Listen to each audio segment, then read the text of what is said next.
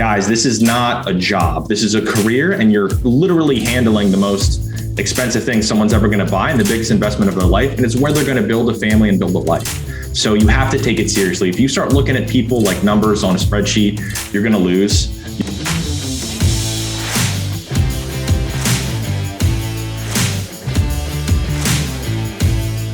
So the question is this: how do most agents find the secrets to succeed in today's competitive real estate market, especially when the top agents are keeping those secrets to themselves? That's the question, and this podcast will give you the answer.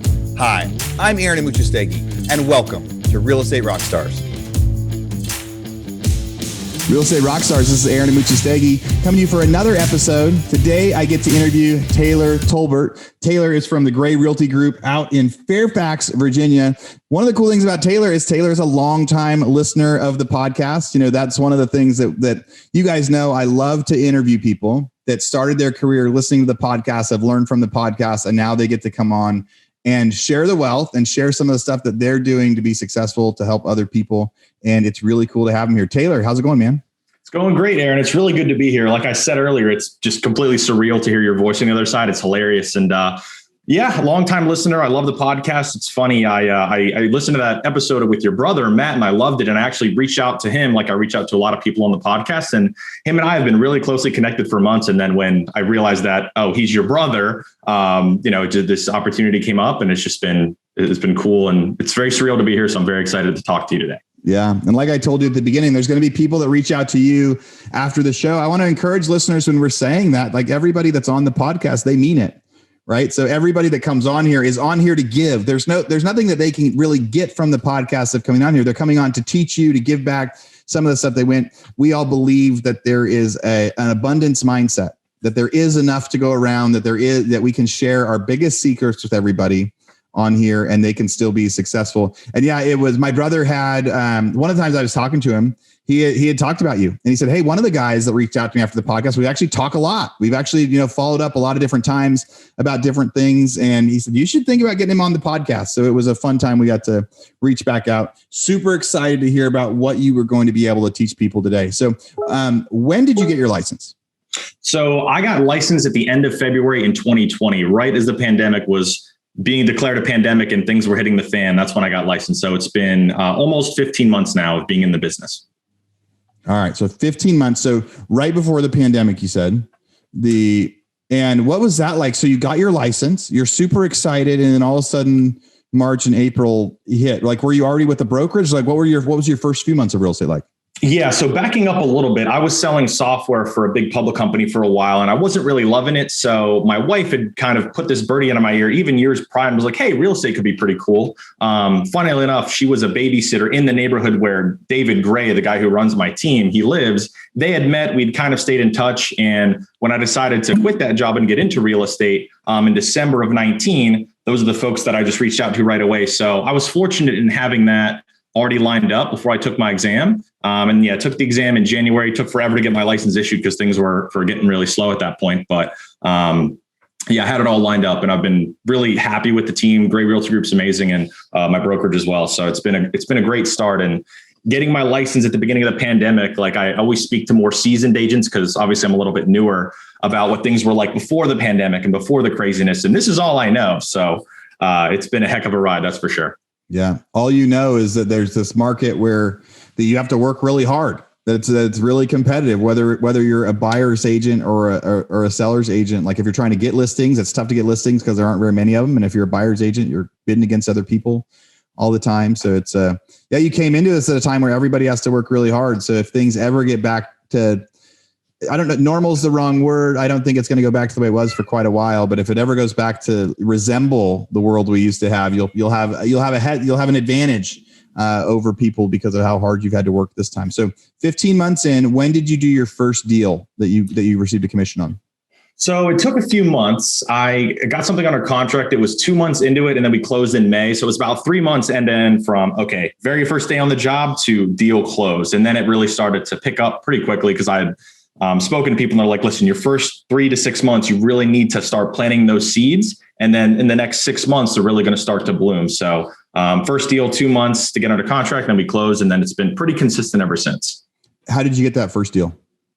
So we do a lot of Zillow leads on our team, and there was just a Zillow lead that had come in. Funnily enough, he was a younger guy like me, so there was really no pressure or anything. And he was a nice kid. We were looking around for some homes. He was actually, I found this out after the fact, but he'd spoken with a couple other realtors, and him and I jived pretty well the most. And we went and saw homes and put in an offer. We were 1 for 1, which was not as rare about a year ago, but it is now. And we just ended up getting the house. It was a very, very smooth deal. Especially for my first one. And that's what people were telling me. I think I kind of jinxed myself because my next couple of deals were definitely intense as a buyer agent, but it was a pretty smooth one overall. Dude, I have so many talks with my friends and other agents, though, that there is this beginner's luck that happens in real estate. It happens in investing. Like the very first foreclosure I ever bought was such a home run, and then didn't buy another one for a few months. Like there's all these, but it's so good if that first one does turn out lucky, because then people stay in it. Because then you stay in the business through all the tough stuff,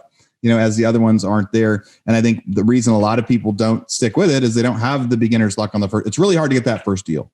And when the first deal goes well, so after a few months, you got your first deal from a Zillow lead. And then now, how many deals have you done since you've had your license? So since I've had my license, I've got 26 closings for about 10.5 million in volume. I've got 3 more pending and then a couple listings coming up. So it's been, like I said, it's been relatively consistent. I think that's the hardest thing, because in the beginning, you're just hungry and you're hunting for that first deal, and then you finally get it.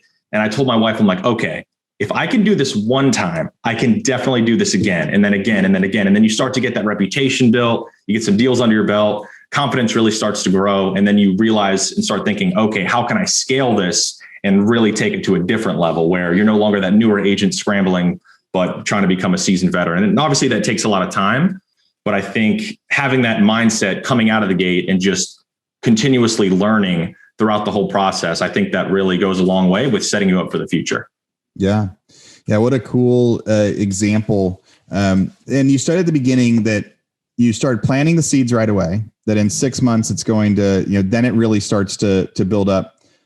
What was the action to plant a seed? So for me, I'm not from Northern Virginia. So I'm from Central Pennsylvania originally. All my friends and family were up there. We'd been down here in Northern Virginia for about 3 years before getting into real estate. So I knew a few people, but it wasn't like I had this gigantic sphere. So in terms of planting seeds, when I joined the team, I just literally combed through, 2-3-year-old leads that were in the database that nobody was calling on anymore. I called literally everybody on that list. It was probably, 1,200-1,500 people. So I started making contacts there, drumming up stuff.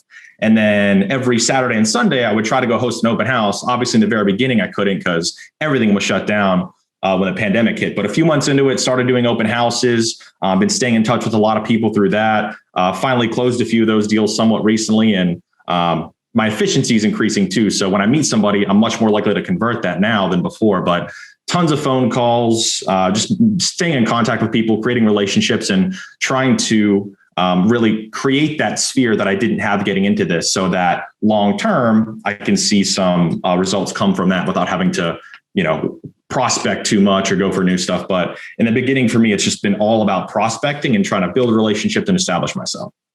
Was there any similarities between software and software sales and real estate sales? Honestly, I would say not really. When I was working with them, we were calling on mid-market companies, so anywhere from as low as 100 employees up to 5,000 employees, and we were selling into the executive suite, so CEOs, CFOs, directors, all that fun stuff.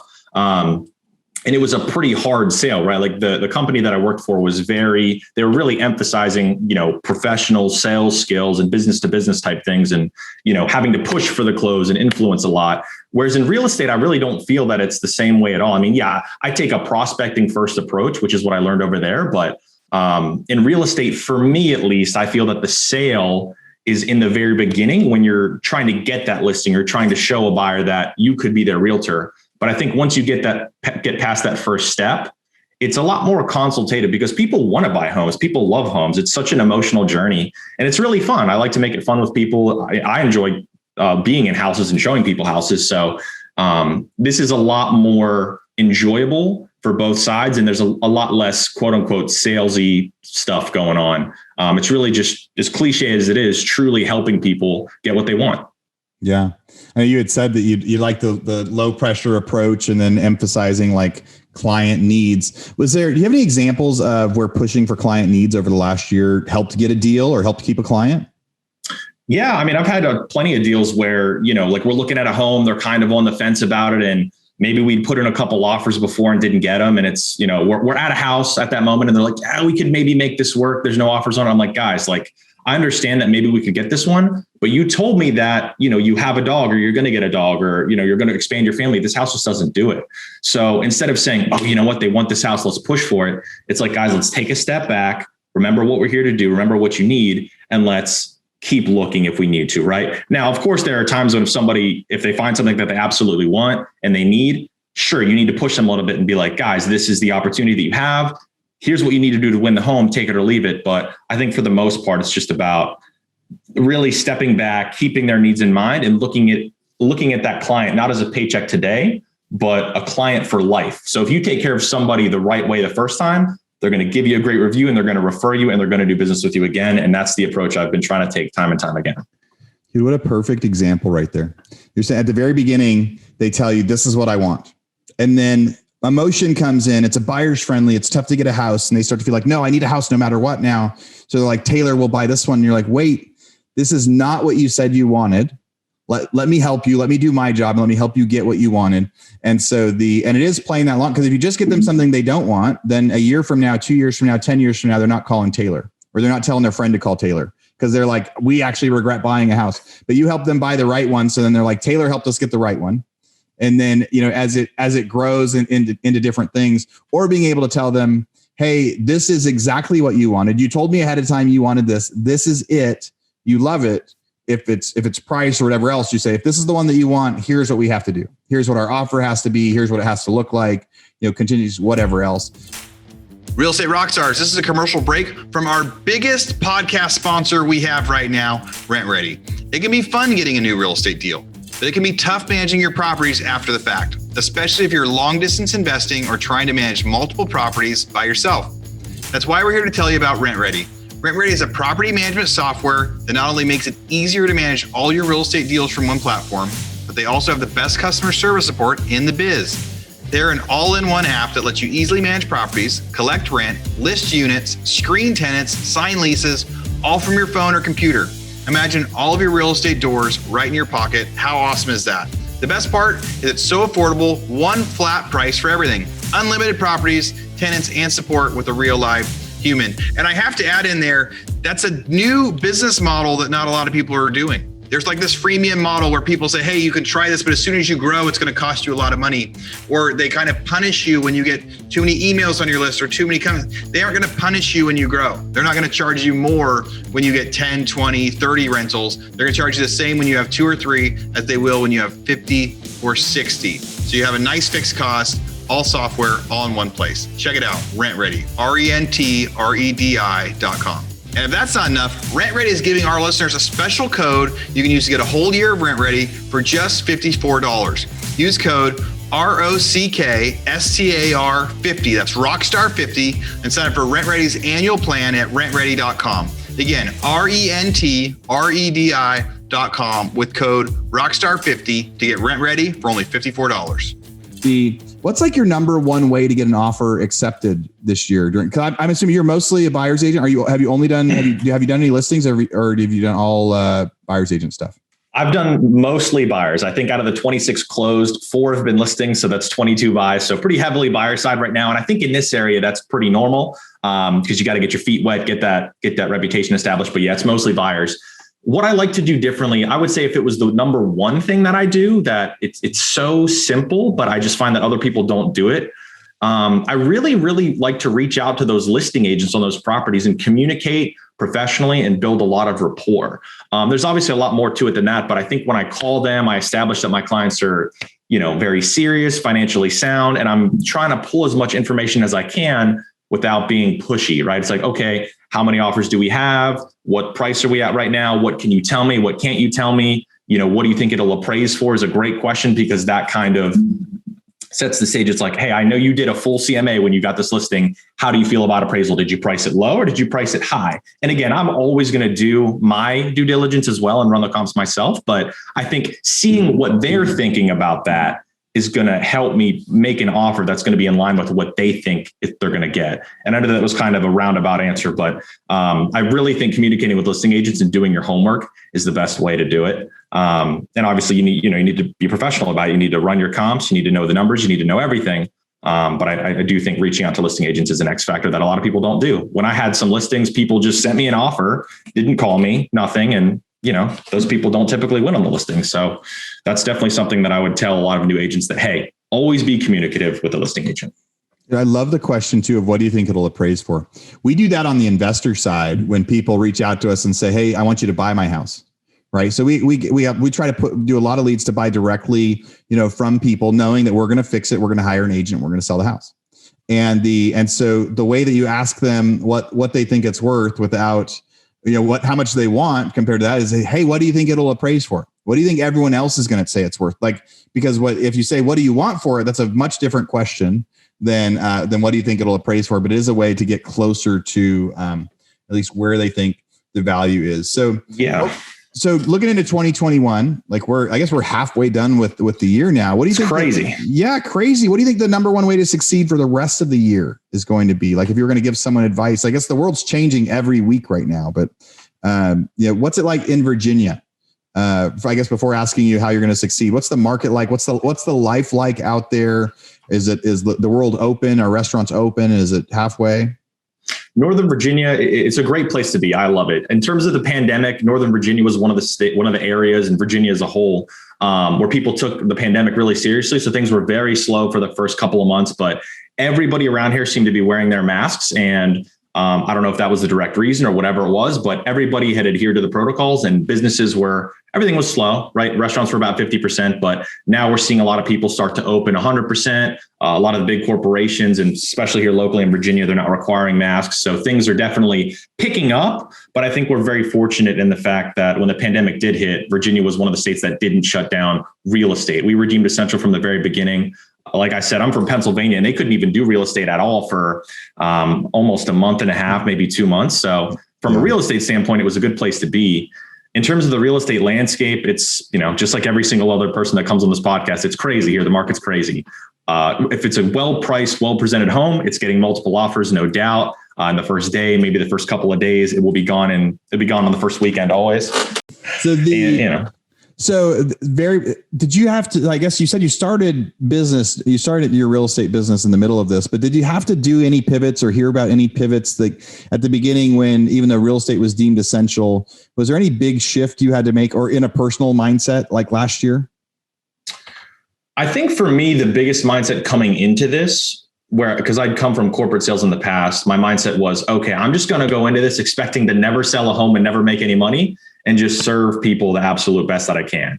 And it worked. I mean, everybody that I've worked with, and I've kept that mindset, everybody really appreciates the extra level of attention that I give to them, the service I give, the knowledge, going the extra mile, and the money takes care of itself. I always tell other new agents, because I've had new agents reach out to me for a little bit of mentorship, and it's like, guys, this is not a job. This is a career, and you're literally handling the most expensive thing someone's ever going to buy and the biggest investment of their life. And it's where they're going to build a family and build a life. So you have to take it seriously. If you start looking at people like numbers on a spreadsheet, you're going to lose. You really need to care about what you're doing and take care of your clients. So I think that's the way you win in real estate from now on, because there's all the information's at our fingertips. Let's be real here. If somebody wants to find a house, they can find it on their own. They don't need a realtor to find them a home.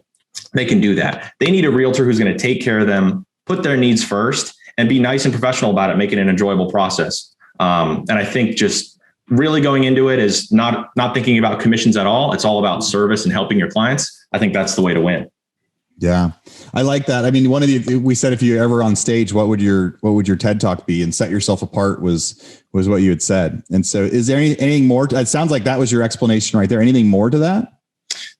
I think in terms of, setting yourself apart, that's what I want to do, right? Like I just had a listing appointment recently where, they're interviewing a few other agents, but it's like, okay, what can I do to stand apart from the rest? So from a more strategic standpoint, You obviously come in really well prepared for that listing appointment. You follow up with them after multiple times, thank them for having you, sending them additional information, staying in touch until they make a decision. I think that, I always send them my reviews that I have, which are always really good. I have a YouTube channel, so I show them that I take things seriously. There's just a lot of things you can do to kind of stand out. And I think, having a personal brand is a really big part of that as well. I'm really active on social media. I really try to show people those reviews a lot because it shows that, hey, I'm a person that takes care of other people. So, just really taking a well-rounded approach and doing everything you can to establish yourself as somebody who's enthusiastic, an expert, and good at what they do. And I think if you present all those things properly and stay consistent, then you'll do well. Yeah. What's your average sales price of a house there? For me, it's $405,000. All right. And then what are you going to make in commission this year? This year, my goal is to get to 200,000 GCI. And I think I'm on a good pace for that. Right now, I'm at about 135 halfway through the year. However, there is a $2.8 million house that I'm selling that will be a nice little chunk. So if you take that out, law of averages, I'm trying to get to 200 this year. That's the goal. You're not even going to count it. You're like, hey, I've got this bonus house. If this works out, that's definitely the bonus, but I'm still, you don't want to throw off your goals or, so you talked about social media. What social media channels do you use out there? I love them all. My biggest ones are Instagram, Facebook, and LinkedIn. And we're really trying to build up a YouTube channel right now. But I love being on Instagram. I think most of the younger generation is very heavy on Instagram. So people my age, I'm only 26. So all of my friends and peers basically are on that channel. So I really do a lot of stories on Instagram, post about all my closings, just a lot of content showing that what I do, right? There's so many people out there that maybe they just post houses or, it's things that aren't the real deal, right? Things that aren't your life. So I like to post things that are going on. I love Facebook as well. I run ads on there for listings and whatnot, and same content as Instagram, stories, just things going on in my life. YouTube channel, we just started trying to do some real estate vlogs, real estate informational sessions, things like that. And LinkedIn is basically all those mixed together, but a little bit more quote unquote professional approach and a little bit cleaner. So I like to use those big four. Yeah. I mean, part of having the social media is like that personal brand, like what you said. When you're an authority and people Google your name and they see you all over the place and they see your stuff, they go, okay, this guy knows what he's talking about. I can trust him. And you've only been in the business for a little over a year, but have you had anybody reach out and say, hey, I found you on Instagram, or I found you on Facebook, or I found you on YouTube, any customers yet that's found you exclusively through social media yet? Nobody who's like a super hot buyer right now, but I have gotten referrals from social media from people that I played high school lacrosse with up in Pennsylvania. He referred me somebody. He ended up buying in Maryland, which is a state that I'm not licensed in, but I referred him out and he closes in a couple of weeks. I did have somebody actually who was a rental client. He got referred to me through somebody I'd never even met before for my hometown as well, which is a small town of, 20,000 people. So I think that, and I'm just in the beginning phases of it. So I think long-term, continuing to build that following, build that brand and stay consistent, that it should start to blow up. I have a friend in a couple of cities away from me that I don't really do too much business in, but he runs an Instagram page solely focused on that city. And he sells, 100 homes a year. So I do think that given the right amount of focus and effort and work, it's something that can really, really make a difference, especially with the upcoming generation. I know all my friends and peers, everybody, we're just always on social media, right? Like that's just what we do. And I think establishing that presence on there and just being a fun person that people want to do business with and know, like, and trust, I think social media is a great tool that you can leverage to really have a big impact. Yeah, I think everyone is on there, especially with the pandemic. More and more people are on there. One of your secret weapons that you talked about before the show was kind of your follow up and follow through, and those examples. If you were going to give someone some advice about how you do that, or what's any techniques on follow up and follow through, what would you say? I would tell people that you had the money and the deals and all the relationships and everything in this business that you want is in the follow up. You can call one person once or twice or three times and you're not going to get through to them. But on that fifth, sixth, seventh call or email or postcard or whatever it is, that's when you start to set yourself apart from the rest and say, oh, this person is for real. Let me see what he has to say. Because we all get phone calls, right? Where somebody leaves a voicemail, you delete it. You need to be that fifth, sixth, seventh, eighth call and keep following up. But I think the biggest thing, and I learned this from Ryan Serhant in his book, Selling Like Serhant, and on the show and everything. I love that he says about follow through. You always, always, always have to do what you say you're going to do 100% of the time. There is no leeway for that. I think if you say you're going to do something like, hey, yeah, I'll get back to you on that comp, and you don't, at least with me, when I buy things, if you're a salesperson, you lose credibility with me. I think that when you say, oh yeah, I'll get back to you with some comps, or hey, I'll check on that, and you always do that, especially in the beginning of that real estate relationship, they're like, oh wow, he does everything he says he's going to do. He's very serious. He's a professional. Let's stay with him. And you give them no reason to go look at other realtors. And I think that that's a good trait to have, not just in business, but in life, doing what you're saying you're going to do, for your friends, for your family, but for yourself, especially. I think for me, I'm careful with what I tell people I'm going to do because I always do it. And I just know that making that impact right up front with people, it's huge. So I would always say follow up and follow through. Yeah. Follow up, follow through, do what you say you're going to do. We've talked a lot about over the last year, how many touches it takes to get, to get a deal, whether it's now, a lot of times I'm talking about that. It's the people that are sending out letters to, hey, I want to buy your house, or they'll do letters and phone calls. And we have this thing in our brain where we say, a lot of studies that we've read have said that people need to see you 7 times before they trust you. I don't know if that's the right number or not, but we would tell people if that's a billboard or a postcard and a phone number and a voicemail and a Facebook ad, like there's nothing better than if they saw the billboard, they got the letter, they see something, and then they see the Facebook ad with your face, like, okay, this guy's legit. I've seen him all over the place. Do you have in your brain, so you're doing the follow through. How many times does it take? Do you have an average of like, hey, I'm going to try 10 times. If I don't get it by 10, it's done. Or usually the 5th or 6th is when you get it. What's that? Do you have a magic number? I would say the number where I start to consider moving on is probably 10 phone calls, emails, and texts total. But usually around 10 phone calls, because phone calls is my number one way to reach out to people. But like, if somebody's not going to get back to you after the 10th time, for me, at least, I think they're not going to get back to me. Now, that doesn't mean I don't stop following up though. I really love Ricky Caruso's weekly email strategy, where every single Sunday at noon, I just send out an email to my entire database. So even if I can't get a hold of them on those first 10 tries, every Sunday, their email's getting hit with my weekly email. They might not even be opening it either, but they'll see my name come in their inbox every single week.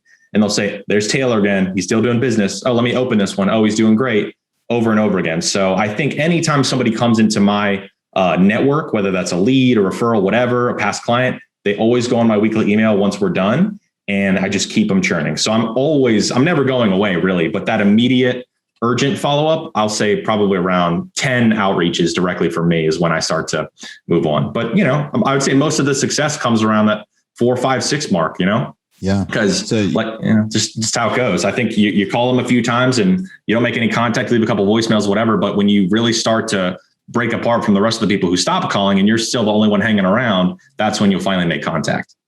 Yeah. So you make 10, you're going to go for the 10 calls, have at least the aggressive outreach, and then you drop them into a drip campaign. What software do you use to try to do email? Do you use anything special for follow-ups or software or for the emails?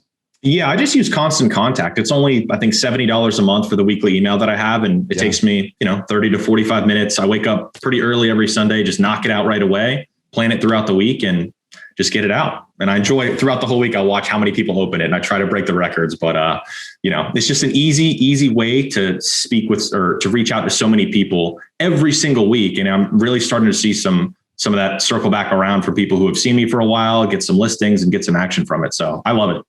Yeah, I really like Constant Contact. I haven't used Constant Contact in a lot of years, but in 05, 06, I started doing some different email campaigns after the crash. We started sending out data to people, and it was such an now there's a lot of different email sites, but they've been around for a long time, but it's really cool how easy it is. So you upload here's my list of emails, and they get it out there. They have different ways to subscribe, unsubscribe. A lot of agents at different times talk about all these different tools. There's these robust CRM tools. There's ways that this one can send a text message and an email and everything. But what I love about what Taylor's saying that listeners you should think about right now is it's like, there's tons of simple options that anyone can do and you can do right now. I hear too often that people are waiting until later to be able to implement something like that. And what you're simply saying is, no, you sign up for this site, you add the emails in, you add the email addresses in, and once a week you send an email to keep top of mind. I think that's brilliant. We all have those emails where I'll do it. The 10th time I see a hey, schedule your trip to Cabo, on this, I start to go maybe we should do that. This sales works and repetition works. And I love that way of just a simple, tell them, what's going on. on there. Yeah. So tell us about storytelling. So one of the things that another one of your skills that you use out there is your storytelling. Now, when you say storytelling, is that when you're working with buyers? Is that to help make them feel better about the process? What do you mean by that? So I think that, talking principally about real estate deals and houses and all that stuff's all great. But I think people really, really relate to stories that you tell in this business. So for example, I will always reference past clients that are in a similar situation. So, right now it's very competitive for buyers. So we're talking about, appraisal gaps and waiving appraisals completely and whatever. But I say, hey, listen, appraisers are actually finally with the times. I just had a home a couple of weeks ago that the list price was $800. We offered $825 and we were going to cover up to $15,000 difference on that. The appraisal came in at $825 with no issues. And I've had maybe 3 or 4 of those in a row. That's just showing you that, hey, the appraisers are with the times right now. So, I feel that this home's probably worth X. Let's offer this and we might be able to get lucky. But I also tell people, hey, you should be prepared to pay that money just in case it doesn't work out. But I just think just giving people real world examples of how things work on past deals really makes people feel more comfortable. And it also establishes you as an expert. The more and more case studies and deals that I can cite to people, especially in listing appointments, it really helps them understand that what I'm saying is the truth. I think it's really impactful on listings too, because obviously, I'm not a huge listing agent yet, but I'm climbing that ladder. I think I just recently, I've met with a couple of folks that want to list their home for a higher price than what I think it should be and probably what it's worth. But it's like, listen, I just had a listing that, we listed for $360. We knew we were going to get much more than that. We ended up getting $390 and we ended up closing at $385 because the appraisal was a little bit lower. But I think it's all about showing people, hey, here's why we should do what we're doing. And here's what's going to happen if you trust me and follow my instructions here. I think storytelling when you're influencing sellers on price is huge. Just giving them examples of, hey, you list it right, you sell for more. If you list it way too high, you're going to sell for less. And here's 2 exact examples of what I just saw last week that support that. So I think just continuously, telling people about deals that you've done and why things happen the way they do, that'll really be a long way. It'll really go a long way in terms of influencing people to get them to do what they should be doing. Yeah. So you also provided a document that we're going to put up in the tool set. What did you, or in our toolbox on hibandigital.com, what did you provide? What did you send in? So I sent in a few examples of my weekly email that I send out every Sunday. I think people will appreciate that. I also sent in some examples of social media posts that I do. There was one in there with a parrot on my shoulder because I did a listing appointment recently. This lady had this crazy African gray parrot. It's just things that show that, hey, I'm out here. I'm a funny person. I'm relatable, but I am still doing business, right? I said the crazy things you see at a listing appointment. So just some examples of social media posts and my weekly email templates.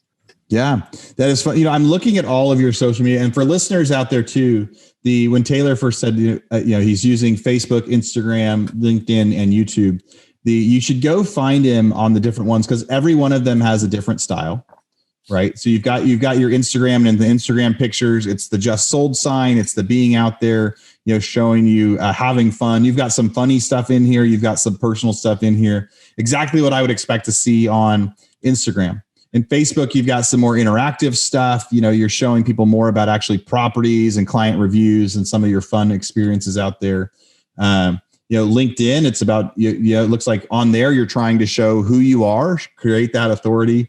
And then I love seeing the style of you're just now starting the YouTube page, but it has a distinctly different style too of the videos that you're doing as you're building them out. So it's like, you're not only using every social media platform, but you're not putting the same thing on all 4. You're personalizing your stuff to be, this is what performs well on YouTube, so I'm putting this on YouTube. This is what I'm performing well on Instagram, so this is my style here. Do you have any companies that help you with that? Is that just because you're a power user of all the social media, what stuff looks like?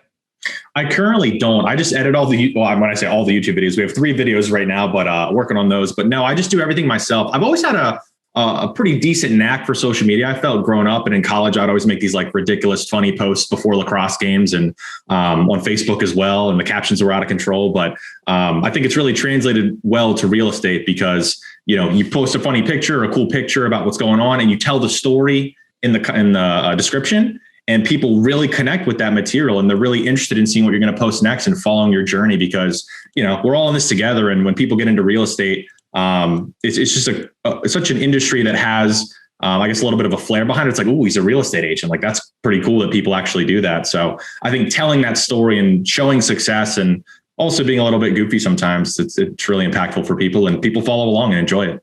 Yeah.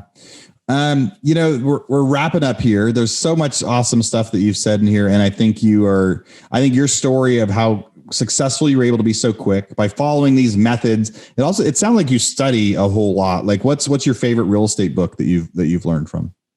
I love Sell It Like Sirhan. That book was amazing. I also love Tracy McLaughlin's book. She was on the podcast. Yep. She's a beast. I follow her on Instagram, and her and Ryan are obviously some of the absolute best of the best in the entire country. So I love those two books. I'm a big podcast listener. I listen to this podcast very religiously, and listen to Ed Milet, Andy Frisella, things like that. So I really enjoy just being a student of business and real estate in general. Yeah. Oh, that helps you succeed. Any favorite podcasts that you've heard on here, like recent shows that we've done or old shows that we've done that you got a lot out of? I was listening to that one about foreclosures yesterday. I don't remember what that was, but the one where I listened to Tracy and Matt Amuchastegui, your brother, those were probably my two favorite. But I just listened to so many of them, and they all feel really good, and they're all very impactful for me. So it's hard to list them all, man, but I love the show. That is awesome. Well, Taylor, I'd love to have you on here, being to chat. And again, like I said at the beginning, it's one of my favorite things to be able to interview people that started their career listening to this show. I've had plenty of people on and said, we started listening to Pat 5 years ago, 10 years ago. And then there's guys like you that have only heard me as I've been the host the last couple of years, and excited that you guys are out there and doing well. What's any final thoughts you want to tell everybody, if you're going to give them advice or anything about what you're doing, any stories you want to share? I just want to repeat to people, always do what you say you're going to do, follow up, just be really honest with people, just be there to support your clients and serve them. I think if you do those things and you stick to those principles always and never take any shortcuts, you can make it happen. When I spoke with a lot of really successful real estate agents at my brokerage when I first started, because I wanted to see what were they doing that worked. It's like, just take care of people, work your sphere, and think of this as a long-term business. So I think if you stick to those guns, you'll be just fine. Definitely just want to say thank you to my wife for all the support. She's been amazing. And to Gray Realty Group in my brokerage as well, Pearson Smith Realty. But it's just been a great journey. I'm very blessed to be where I'm at in life, and I'm really excited for the future. Yeah. Before the call, you said how much your team has helped you succeed, how you wouldn't have been able to succeed without them, how much you appreciated your brokerage, and pretty cool that when all that started, you were just living down the street from one of the guys over there, and it helped. So people are going to reach out to you, ask you some tips. They're going to ask you about some of the follow through stuff. Maybe have questions about some of your emails. What's the best way for them to reach out to you? Yeah, so I'm really active on social. Obviously, my Instagram handle is @TTolbert_, and then I'm just Taylor Tolbert on Facebook and LinkedIn. The YouTube channel is the Tolbert Life. It's not ranked very high. I think we've got about 25 subscribers, but it's on there. So if you guys have any questions, just please reach out to me. I'd be happy to help. And I'm always looking to network with people too. I'm still pretty new in this business, and I'm always looking to grow and learn from other people. So I would love to connect with everybody that would like to. Awesome. Taylor, thanks for coming on the show. Thank you for reaching out. Congrats on having such a good, strong year. I can't wait to see how you do over the next year. Real Estate Rockstars. Thanks for listening. Thanks, Aaron. Appreciate it. Have a good one. You too. All right. Real Estate Rockstars. This is Aaron Amuchastegui jumping in again to thank you for listening to the show. Hopefully you guys loved listening to that one. And I want to make sure that you know about all of the extra resources that we have. And also, we need your help.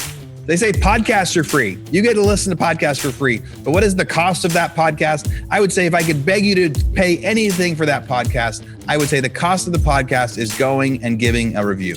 So whether you download it on Google or Apple or YouTube or anywhere else, please go give us a review. Say what you liked, what you didn't like. It helps us get better guests. The more reviews, the higher we get in the rankings. Right now, we are the biggest podcast out there for real estate agents, and we want to keep that spot because we know there's lots of podcasts out there. So go give us a review.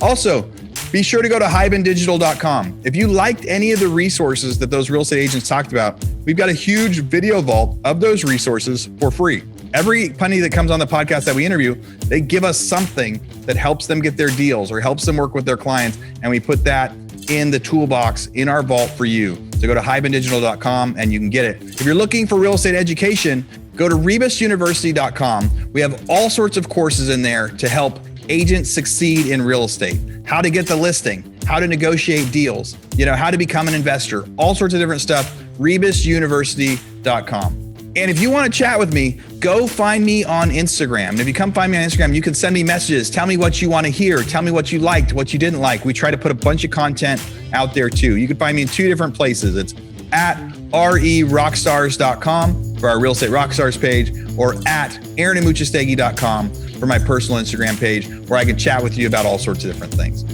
Thanks for listening. We'll see you again soon.